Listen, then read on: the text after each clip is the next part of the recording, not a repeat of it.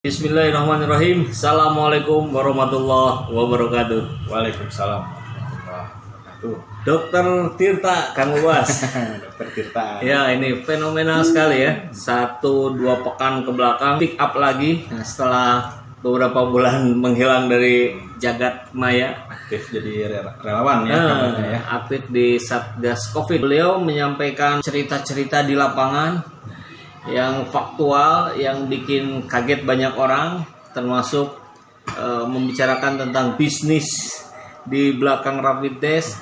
Kemudian ada koordinasi yang tidak sinkron antara pemerintah provinsi dengan kota, dan banyak lainnya dibongkar habis-habisan. Kok berani gitu?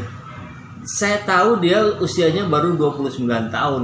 Kalau berdasarkan keterangan beliau kan dia bilang nothing tulus. Ya kan, paling-paling dicabut DR saya, dia bilang gitu kan, karena memang yang kita tahu Dokter Tirta setelah selesai masa pendidikannya sebagai dokter dia langsung bikin bisnis ya, Sus and Care gitu. Jadi sehingga mungkin kalau di permukaan ya memang nggak ada yang harus ditakutkan mungkin ya untuk beliau ya, karena main income-nya mungkin bukan berasal dari profesi dokter, tapi justru dari bisnisnya itu, sehingga dia nggak ada ketakutan. Kita tahu lah ya, di pertemanan kita pun kan banyak tuh anak-anak muda yang seusia Dokter Tirta, bahkan yang ya di bawahnya ada, di atasnya ada. Saya ajak untuk diskusi, mengangkat persoalan sosial, politik. Rata-rata tuh ketakutan itu. Khawatir nanti takut ini takut itu segala macam. Kok banyak kekhawatiran. Pak, kok bisa sih beliau seberani itu? Dia ini punya aspek kepribadian yang seperti apa sih? Profil kepribadian seperti apa sih gitu? Ditarik kalau ke profil kepribadian ya. Kalau ditarik ke profil kepribadian banyak sih bahasanya, tapi kebetulan memang akhir-akhir ini saya banyak menggunakan teori evolusi dari Milon, termutakhir. Iya, ya. Dari Milon ya. Dari Milon. Jadi termutakhir dari Milon atau termutakhir dari semua kajian psikologi. Ya, dari semua kajian psikologi kepribadian. Kalau yang paling banyak dipakai mungkin ada Big Five, terus ya macam-macam lah sebenarnya gitu. Tapi kebetulan kalau saya dan teman-teman mungkin di Sinamik khususnya lebih banyak menggunakan Milon. Nah, pada dasarnya kalau di Milon itu sederhananya kita melihat individu itu berdasarkan 3 polaritas. Yang pertama itu pleasure seeking atau pain preservation. Jadi ada orang-orang yang mengejar pengembangan, ada orang-orang yang mengejar kesenangan, ada juga orang-orang yang menghindari kesakitan, menghindari resiko gitu ya. Nah, itu yang polaritas pertama. Polaritas kedua adalah tadi dependent, independent. Terus yang terakhir adalah aktif pasif. Kalau aktif itu artinya dia merubah lingkungannya agar sesuai dengan diri dia. Kalau pasif itu dia mengakomodasi apa yang ada di lingkungan supaya dia bisa sesuai dengan lingkungan. Ini bukan bicara positif negatif enggak. Belum. Ya, belum ya. Enggak. Kiri kanan bisa jadi positif, bisa jadi negatif gitu. Iya. Jadi nggak ada istilah lebih baik ini lebih baik buruk, yang ini lebih buruk, enggak. Jadi itu pada dasarnya semua orang boleh-boleh aja. Dia dependent aktif misalnya, ada juga orang-orang yang dependent pasif, ada juga independent aktif, independent pasif gitu. Nah, kalau yang saya lihat di permukaan tentunya ya, karena untuk melihat lebih jelas ya kita kan harus punya banyak data. Tapi kalau yang kita lihat jelas dengan dia memberikan statement bahwa saya tidak khawatir DR saya dilepas, tidak membutuhkan dukungan orang-orang lain, saya bergerak sendiri. Itu sudah pasti menggambarkan seorang yang independen. Dia tidak membutuhkan orang lain, ya kan? Jadi kalau kita tarik, kemungkinan besar adalah beliau ini adalah orang yang independen. Polaritas yang lain, pain preservation atau pleasure seeking ya. Itu kan artinya orang-orang yang mencari pengembangan, mencari kenyamanan, walaupun ini harus menabrak aturan, menabrak kebiasaan gitu. Itu pleasure seeking biasanya kayak gitu. Tapi kalau yang pain preservation, yang penting saya aman, saya tidak dibasmi oleh orang lain, oleh lingkungan, tidak dibully gitu. Itu yang biasanya pain preservation. Ini juga kelihatan ya. Jelas. Pleasure seeking, independen, sekarang yang terakhir aktif pasif. dia memanipulasi lingkungan, artinya coba membuat lingkungan agar sesuai dengan saya, atau dia merubah dirinya agar sesuai dengan lingkungan. Aktif dong. Aktif. Independent, pleasure seeking, aktif. Aktif. Nah, kalau polarisasi seperti itu, arah-arahnya itu kalau nama tipologi ya, ini ada tipe-tipenya kan, itu nanti istilahnya adalah antisosial. Antisosial. Tapi bukan, ini istilah antisosial bukan istilah lawan prososial, artinya ini jahat, suka menipu, enggak ya. Ini istilah nama tipologi, nama tipe saja gitu. Jadi sebelumnya juga saya sempat bahas ya. Sempat dibahas di video sebelumnya tentang arteria dahlan. Arteria dahlan pun arahnya ke sana, antisosial. Betul. Sehingga kalau kita lihat dalam porsi yang mana yang bisa lebih berkontribusi, sebetulnya bukan dalam konteks itu gitu kan, tapi ini lebih kepada tipologinya. Apakah ini bisa, antisosial ini bisa diarahkan dia menjadi seorang yang bermanfaat untuk bangsa dan negara, atau justru menghambat? Bisa-bisa saja. Bisa aja. Dan kita lihat dalam konteks Dr. Tirta ini adalah yang positif gitu kan, dia memberikan membuka pintu membuka pintu supaya orang-orang lebih mengerti apa yang terjadi di lingkungan, apa yang terjadi di masa pandemi ini kan, gitu ya. Ya, saya sempat dengar tuh di videonya. Saya ini oral katanya. Jadi ngomong sesuatu yang bisa mengobati saya dari kondisi depresi adalah saya ngomong, sehingga saya memilih untuk menjadi bagian dari Satgas Covid katanya, karena tugasnya adalah keliling memberikan edukasi, dan itu yang membuat dia nyaman. Artinya yang dia lakukan itu adalah yang sesuai dengan tipe dia gitu ya. Betul. Dan itu juga menegaskan bahwa dia adalah orang yang pleasure seeking, bukan yang pengen preservation ya. Makanya dia tidak berusaha bagaimana caranya saya menghindari dari keadaan depresi tertekan. Tapi biar saja orang menghina saya ngambil resiko supaya saya bisa mengeluarkan apa yang saya pikirkan. Gitu kan, itu orang-orang yang tadi pleasure seeking ya.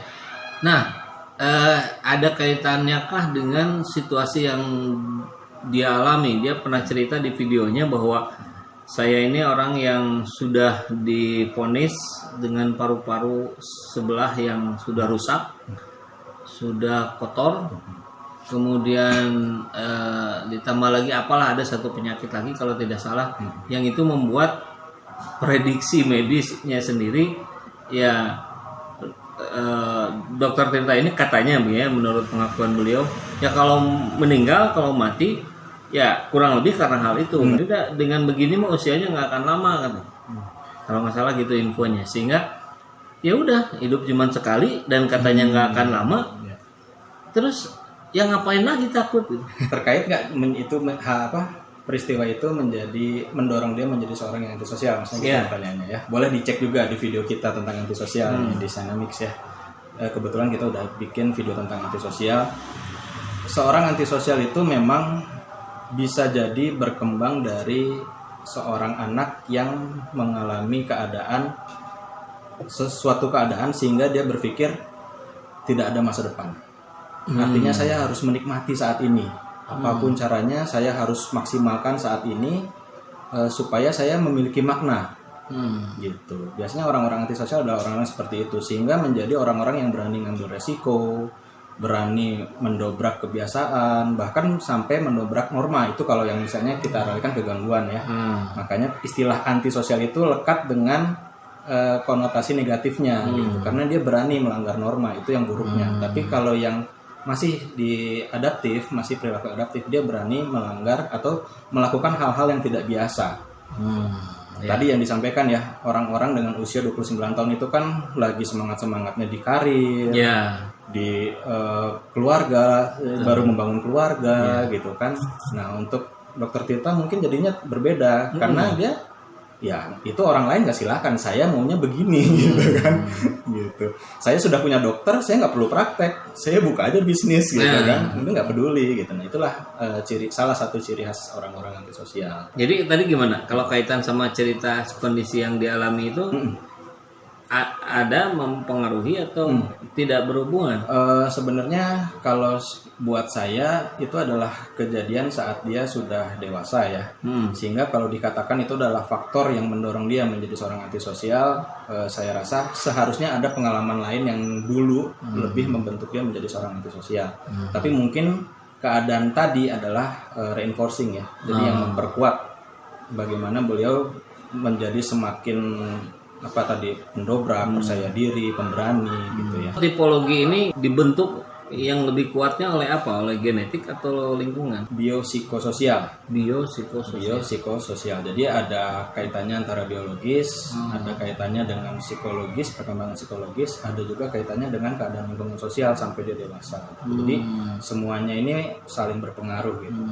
Nah, misalnya contohnya orang-orang yang antisosial itu secara biologis biasanya memang dia adalah orang-orang yang bisa mendobrak. Jadi punya fisik yang kuat, daya tahan stresnya tinggi, bahkan mungkin dia orang-orang yang adrenalinnya itu kurang muncul gitu. Jadi orang lain dengar suara ledakan kaget, orang-orang sosial adrenalin naik gitu. Orang dia sosial, oh iya ledakan gitu, sehingga dia bisa menjadi berani nantinya gitu.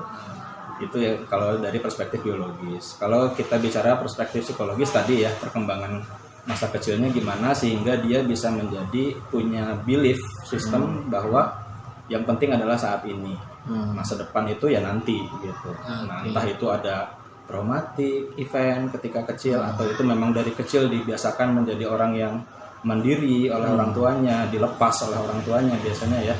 Jadi pola asuh yang istilah psikologinya itu adalah detach ya.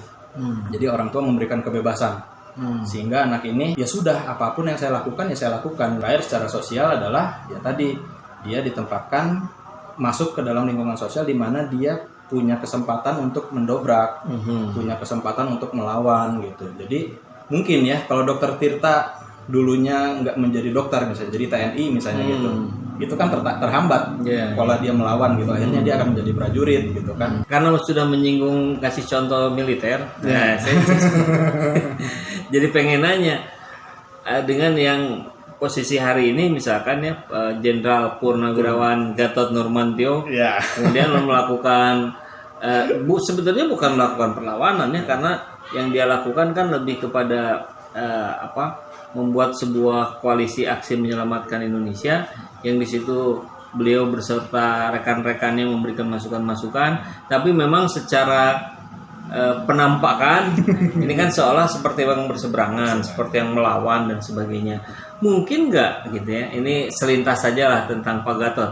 Mungkin nggak Pak Gatot punya tipe yang seperti itu, tapi karena di militer selama dia aktif dia tidak melakukan. Baru setelah purnawirawan dia melakukan. Mungkin bisa jadi dan bahkan sebenarnya psikologi antisosial itu istilah di rentang normalnya adalah adventurous kan, petualang ya. Dan biasanya memang tipe-tipe adventurous ini yang punya banyak yang menjadi pebisnis, banyak yang menjadi politisi, banyak menjadi orang-orang yang ya pendobrak gitu. Karena ya itulah memang sejak kecil secara biologis, lalu perkembangannya dari dia dengan orang tua sampai dia sekolah gitu, memang yang berkembang adalah menjadi tipe orang yang tadi independen, aktif, dan pleasure seeking. Hari ini masyarakat diberikan kemudahan dengan munculnya sosok Dokter Tirta karena beliau mewakili rakyat jelata gitu ya, menyampaikan fakta-fakta yang terjadi di lapangan, di pasar, di ojek online, di para preman dan semuanya dia ceritakan, dia sampaikan, yang buat sebagian orang barangkali itu membelalakan mata loh. Oh iya ternyata begitu ya gitu. Ternyata di wilayah sebelah sana terjadi seperti ini dan sebagainya. Artinya ini orang yang diperlukan gitu oleh masyarakat kita hari ini. Kalau kita lihat situasi hari ini rasanya sih ya, mudah-mudahan salah. Baru Dokter Tirta saja gitu dengan background kedokteran yang kemudian dia berani bercerita tentang lingkup kedokterannya gitu, yang dia rasa itu perlu diketahui oleh publik. Ya pertanyaannya kenapa hanya Dokter Tirta yang muncul gitu? Ada apa kira-kira gitu di lingkup kedokteran? Ya, atau kalau kita tarik lebih luas lah, ke lingkup-lingkup yang lain yang orang-orang yang berani speak up ini kan sedikit sekali gitu. Kecuali orang-orang yang memang sudah terbiasa selama ini, anggaplah di barisan oposisi kan itu udah jelas ya. Kan kalau Dokter Tirta kan tidak gitu. Dia berawal dari bisnismen gitu kan, yang kebetulan titelnya dokter, kemudian dia speak up. Ini ada kaitannya dengan pola pendidikan di Indonesia. Itu yang pertama ya. Kenapa? Karena kita hampir di semua kultur di Indonesia mengajarkan bahwa anak itu tidak boleh speak up di depan orang tua. Coba bener nggak gitu ya? Kalau saya rasa itu yang pertama ya, sehingga memang masyarakat Indonesia memang akhirnya kebanyakan menjadi seorang yang pasif, tidak berani speak up. Lalu ya tadi ya akhirnya malah bicara di belakang, lalu melanggar aturan di belakang gitu kan. Itu kalau saya rasa ada kaitannya ke sana. Makanya orang-orang seperti Rocky Gerung, Dr. Tirta dan yang lain-lainnya tadi sedikit. Mereka adalah orang-orang yang memang anomali. Ya, anomali gitu. Anomali itu udah pasti sedikit ya. Iya, anomali udah pasti sedikit, entah apa pengalaman hidup mereka ketika kecil yang pasti membuat ini berbeda dengan kebanyakan orang Indonesia. Kita masuk ke sistem pendidikan juga yang sebenarnya sama seperti itu. Kita kan sangat hormat pada guru. Kalau guru salah ya guru yang paling benar. Pasal 1, guru nggak pernah salah. Pasal 2, kalau guru salah kembali ke pasal 1. Ya, kita akui lah, buat saya merasa itulah yang terjadi di masyarakat kita gitu. Bahkan terhadap saya sendiri, memang saya bukan orang yang berani speak up gitu ya. Selama ini juga saya hanya bisa bergerak di area yang saya sudah tekuni, saya sudah pede di area saya, baru saya bisa speak up. Tapi di luar itu nggak berani gitu. Dan saya rasa banyak orang seperti itu terkait dengan memang pola kebiasaannya yang menjadikan dia khawatir ya, mungkin bukan takut, khawatir. Ya memang kita tahu juga ya, kita lihat dari cara bicaranya, dari gayanya Dokter Tirta ini emang selengean ya. Dan mungkin buat sebagian orang tidak nyaman. Tapi kemudian saya kira persepsi publik melihat itu menjadi dimaklumi karena itu dianggap memang profil beliau seperti itu. Tetapi orang lebih concern terhadap kontennya, apa yang dia perjuangkan, apa yang dia sampaikan. Nah, dan kita butuh orang-orang yang seperti itu tuh lebih banyak lagi. Gimana cara memperbanyak dokter Tirta yang lain gitu, sehingga masyarakat kan menjadi posisinya menjadi lebih kuat, menjadi punya bargaining position yang lebih bagus dengan pemerintah, anggaplah seperti itu. Koordinasi pemerintah dan masyarakatnya menjadi lebih terbuka. Masyarakat kita kebanyakan kan lebih takut terhadap pejabat, takut terhadap aparat. Padahal saya kira merekanya sendiri untuk sebagian orangnya mungkin terbuka gitu. Tapi karena kitanya nggak berani, data faktanya tidak diketahui oleh orang-orang yang di atas sana gitu. Itu ada keterkaitannya dengan perbedaan generasi yang pertama. Jadi generasi-generasi yang sekarang menjabat itu kan beda generasi dengan Dokter Tirta. Jelas ya, jauh banget gitu kan. Makanya Dokter Tirta yang dulunya rambutnya kuning, pink gitu, pakai tato, dokter ini dokter atau bukan sih, katanya kan gitu. Padahal di ID, nggak tahu ya, di ID-nya memperbolehkan atau enggak sih gitu. Kayaknya sih enggak. Karena itu pernah saya dengar juga statementnya pas ditanya kenapa sekarang rambutnya jadi normal. Emang ada dilarang kan? Terus dia bilang nggak ada larangan, cuman kan ya tahu diri lah katanya. Ketika orang-orang berpakaian putih, jas putih, rapi, kemudian dia datang pakai sweater, rambutnya merah, kuning, dia juga akhirnya ngerasa tidak nyaman dan menyesuaikan diri. Artinya itu kan berarti bukti bahwa beliau tuh kalau memang arahnya tadi antisosial, berarti antisosial yang adaptif. Dan itu sudah mekanisme alamiah sunatullah mungkin ya. Yang namanya kita yang pertama pasti diajarkan oleh orang tua itu pasti beda generasi dengan kita. Sehingga itu pasti akan turun-temurun. Nggak mungkin bisa tiba-tiba 1000 orang jadi Dokter Tirta saat ini gitu, nggak mungkin lah. Pasti butuh beberapa generasi sampai pola pendidikan, kebiasaan pendidikan itu mulai berubah. Dan saya rasa pergerakannya memang ke sana ya. Kalau saya lihat semakin banyak teman-teman saya yang lebih terbuka kepada anaknya. Kalau dulu orang tua itu kan punya anak banyak gitu ya, sehingga cara mendidiknya pun harus direktif gitu kan. Kalau sekarang kan rata-rata punya anak ya 2, paling banyak 3 gitu, sehingga terperhatikan satu persatu, sehingga anak ini menjadi punya ruang untuk berbicara, punya ruang untuk berpendapat, dan nanti ketika anak-anak ini menjadi dewasa, ya mudah-mudahan sih menjadi orang-orang yang lebih terbuka, lebih kritis gitu ya, lebih asertif, tapi tetap tadi adaptif gitu. Dan nggak bisa serta-merta kita langsung, wah sekarang kita pakai sistem ini supaya ada ruang untuk berbicara. Sekarang ruang berbicara dibuka kok, tapi nggak ada juga yang memanfaatkan gitu kan. Nah itu dia makanya. Kalau dihitung secara waktu, memang kemunculan Dr. Tirta ini kan belum lama ya. Anggaplah kemunculan lagi sekarang baru 1-2 pekan. Kemudian sebelumnya kan juga pernah muncul. Akan sekonsisten apakah prediksi Kang Babas dengan kalau dianggap sekarang Dr. Tirta ini menyuarakan aspirasi rakyat lah gitu. Kira-kira dengan tipologi begitu. Prediksi atau harapan ya? Ya, dua-duanya. Kalau harapan sih ya karena saya sudah mewakilkan aspirasi saya kepada Dr. Tirta, harapan saya beliau bisa tetap konsisten gitu ya. Tapi kalau prediksi gitu ya, kalau saya lihat kalau memang benar hipotesa saya bahwa beliau adalah terkait dengan pola kepribadiannya yang memang adventurous antisosial, seharusnya next dia akan berbicara lagi ketika menemukan hal-hal yang janggal. Dan dia pasti akan berani lagi gitu. Sudah terbukti dulu awal COVID, bulan Februari, Maret, April dia muncul, hilang, sekarang muncul lagi. Artinya kan berulang tuh. Pola dia melawan, pola dia membongkar itu berulang. Kemungkinan besar ya kalau ada kesempatan yang sama mungkin ya akan berulang lagi. Nah, yang menarik juga bagaimana respon dari orang-orang yang dikritiknya. Padahal kan keras ya, caranya keras, nadanya keras. Kalau saya melihat lebih terkesan seperti yang mengakomodir gitu. Buktinya misalkan kemudian beliau diminta jadi relawan Satgas.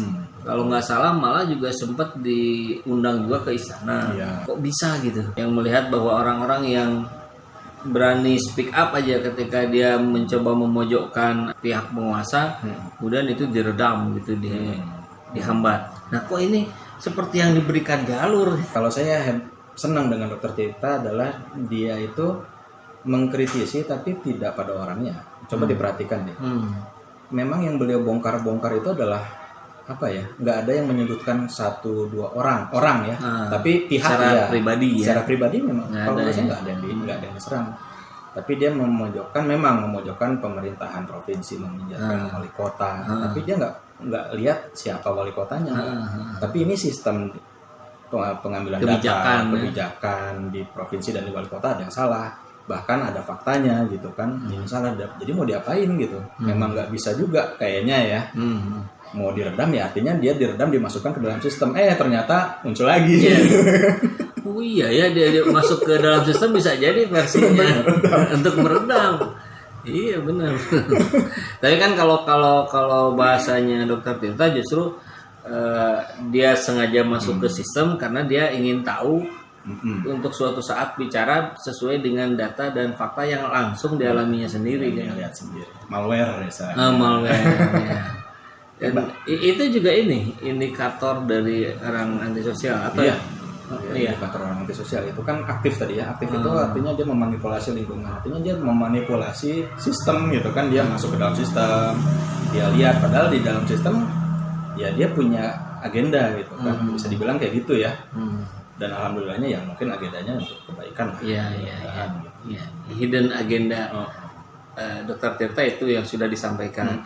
Kemudian barusan juga kan tercetus, jangan-jangan waktu itu juga hidden agenda dari pemerintah adalah untuk meredam. Kalau memang begitu, berarti setiap orang juga sebenarnya punya hidden agenda dan itu nggak masalah. Pasti tiap orang kan bergerak atas dasar kebutuhannya masing-masing. Nanti motif tadi ya, pasti ada motif-motif tertentu dia kenapa berperilaku tertentu gitu. Nggak bisa dipungkiri lah, setiap orang pasti punya kebutuhan yang berbeda-beda, makanya dia gabung sini, ikut ke sana, berpendapat seperti ini. Pasti sedikitnya ada agenda pribadi, itu pasti ada. Kalau berlawanan dengan agenda pribadi, saya rasa nggak akan ada orang-orang yang berani speak up, melawan gitu, ngapain juga gitu kan. Dengan munculnya sosok Dr. Tirta, saya yakin gitu, dan saya juga melihat langsung komentar-komentarnya itu kan mayoritas mendukung, mayoritas berterima kasih, dan banyak juga yang akhirnya menjadi sosok sosok panutan gitu ya, sosok yang idola baru yang kemudian orang-orang pengen jadi kayak beliau gitu. Salah nggak sih gitu kalau misalkan masyarakat kita ngelihat sosok itu kemudian gue juga pengen dong kayak seberani dia, terus kan seberani dia, sesukses dia gitu. Nggak salah lah. Kalau menurut saya sih memang itu juga dalam psikologi yang namanya modeling ya. Modeling. Memang secara alamiah kita dibekali cara belajar adalah dengan meniru orang lain, sehingga kita bisa mendapatkan kemampuan yang sama tanpa harus menjalani pengalaman yang sama gitu ya. Kan kalau pengalaman Dr. Tirta kalau benar kan dia sampai sempat di jalan segala macam gitu kan, makanya dia sekarang bisa sukses kan, ceritanya kayak gitu. Ya kita bisa menjadi sukses tanpa harus mengalami itu dengan kita belajar dari perjalanannya Dr. Tirta. Bagus-bagus aja gitu ya. Tentu yang positifnya kan, karena kan ya manusia ada standar, di mana-mana ada positif dan negatif. Yang dianutinya, yang dipanutinya yang positifnya aja lah ya gitu. Oke, tapi pertanyaan berikutnya adalah mungkin nggak mungkin nggak orang-orang menjadi seperti Dr. Tirta dengan belajar belajar sosoknya gitu, tapi tadi barusan tanpa melewati pengalaman yang sama. Ya. Ada yang namanya talent, ada yang namanya kompetensi gitu ya. Ada talenta, ada kemampuan. Gitu ya. Nah, kemampuan orang bertalent, kemampuan orang yang berbakat, gitu ya, sudah pasti mantep lah, klop karena udah cocok. Dia dari kecil berbakat, lalu dia bekerja atau dia beraktivitas sesuai dengan yang dia punya modalnya. Gitu. Lalu pertanyaannya kan ini seperti bagaimana dengan orang-orang yang tidak punya talent, tapi ingin punya kompetensi yang sama, bisa atau enggak? Bisa. Tapi yang harus dikuatkan adalah dorongannya, energinya, motivasinya. Gitu. Bagaimana dia bisa mengejar prestasi yang sama, kompetensi yang sama, tanpa memiliki modal awal yang sama. Gitu. Gitu. Kalau saya sih berpendapat setiap orang bisa menjadi apapun, tapi usahanya ini yang akan membedakan ya. Ada orang-orang yang kelihatannya mudah gitu, bisa piano, mudah, bisa berbisnis. Ada orang-orang yang udah jatuh bangun bisnis gagal terus, tapi akhirnya ada yang berhasil, ada yang enggak juga gitu kan. Jadi gimana dong? Jadi ya itu tadi, kalau saya percaya setiap orang itu bisa menjadi apa saja. Tergantung. Yang pertama, kalau dia punya modal talent, artinya dia tidak membutuhkan energi yang besar untuk meraih apa yang dia inginkan. Tapi kalau dia tidak punya modal itu, artinya energinya yang harus lebih besar, dorongannya, motivasinya yang harus lebih besar gitu. Usahanya yang lebih dibuatkan. Kalau bakatnya nggak ada, pengalaman yang berbeda, maka usahanya yang harus dilipat gandakan. Atau orang itu daripada lu ngikutin cara-caranya Dr. Tirta, dengan lu jadi diri lu yang sesuai dengan talentnya tadi. Gimana tuh? Ya nggak ada salahnya juga kan. Artinya kan pilihan ini milik pribadi. Maksudnya apapun yang terjadi pada diri kita, diri saya, diri Kang Epul, diri teman-teman yang nonton video ini, itu kan tanggung jawabnya masing-masing gitu. Saya nggak berhak, Anda harusnya jadi begini. Misalnya saya ngetes nih, saya kan orang psikologi, melakukan tes psikologi. Wah, Anda ini bakatnya di air, makanya Anda harus bekerja dekat-dekat dengan air. Ya kalau dia nggak mau ya nggak apa-apa gitu kan. Saya nggak bisa ngapa-ngapain juga gitu, katakanlah kayak gitu. Jadi sebenarnya kalau ada orang yang bilang lu nggak cocok di sini, lu bagusnya begini, ya terima saja. Tapi keputusan kan tetap kembali ke orang itu gitu ya. apakah mau didengerin atau mau terus gitu. Dan itu yang menunjukkan berapa kuat energi Anda, berapa kuat usaha Anda gitu. Tapi mungkin nggak, soalnya begini, tadi diarahkan bekerja deket-deket akhir misalkan ya, kalau pakai contoh itu. Kemudian nggak mau nggak suka. Nah, mungkin nggak, itu nggak sukanya, nggak maunya itu karena dia belum memahami talent dia yang sebenarnya gitu. Sehingga kalau kita edukasi, kita kasih gambaran yang lebih utuh misalkan tentang jenjang karir, kemungkinan ke depan segala macam, bisa jadi dia bergeser jadi mau gitu. Nah, ini terkait dengan yang pertanyaan yang sebelumnya tadi. Mungkin nggak sih ketika ada orang-orang bilang saya pengen jadi kayak Dokter Tirta, ya kalau pilihan tadi ya terserah gitu kan. Tapi kita sebagai praktisi psikologi gitu, apakah lebih tepat untuk memberikan penjelasan bahwa udah deh, mendingan jalurnya ini yang paling cocok nih. Ya mau dilakuin atau enggak terserah, tapi inilah yang paling cocok. Gitu, atau ada cara lain gitu. Saya ingin menjadi Dokter Tirta, tapi kan tidak bisa dia menjadi Dokter Tirta 100%. Ya. Pasti harus ada modifikasi sedikit, pembeda sedikit. Bahkan bagusnya mah lebih keren lagi ya. Gitu kan. Kalau bisa lebih bagus lagi, lebih heboh lagi gitu kan. Gitu. Nah, kalau misalnya kita punya bakat, arahnya tadi ya ke sini, tapi minat kita ke sini gitu. Nah, ini kan bukan berarti kita harus memindahkan salah satu. Memindahkan bakat sesuai minat atau memindahkan minat sesuai bakat, kan nggak harus. Sebenarnya bisa digabung gitu. Bisa kasih contoh yang lebih ke gambar? Misalnya tadi saya yang lebih ke sosok Dokter Tirta misalkan. Nah, saya pengen menjadi Dokter Tirta, makanya saya pengen kuliah kedokteran habis-habisan di PKA, tapi ternyata nggak masuk berkali-kali, katakanlah gitu ya. Kan kita tahu lah fakultas kedokteran itu kan favoritnya di mana-mana gitu seluruh Indonesia, bahkan di dunia mungkin ya. Nah, salah satu yang selalu susah lah katakan gitu ya, nggak semua orang bisa menjadi dokter gitu. Katakanlah saya pengen jadi Dokter Tirta, wah ini Dokter Tirta adalah idaman saya mau masuk kedokteran gara-gara dia. Gagal nggak masuk. Nah, coba dipikirkan lagi, apakah untuk menjadi Dokter Tirta harus menjadi dokter? Kan enggak sebenarnya gitu. Anda bisa-bisa aja menjadi apa ya, mungkin kalau dulu insinyur Tirta gitu ya, Dokter Andus Tirta, nggak ada masalah gitu. Jadi apa ya, banyak yang bisa kita modifikasi sebenarnya gitu. Nggak harus plak-plak Dokter Tirta begini, kita juga harus begini, diikuti ya nggak ada salahnya. Tapi ketika kita menemukan hambatan, ada beberapa hambatan yang bisa kita loncati, ada beberapa hambatan yang bisa kita terobos, atau ada hambatan yang harus kita memang harus melingkar gitu, harus menghindari, cari jalan lainnya. Memang ya kayak gitulah.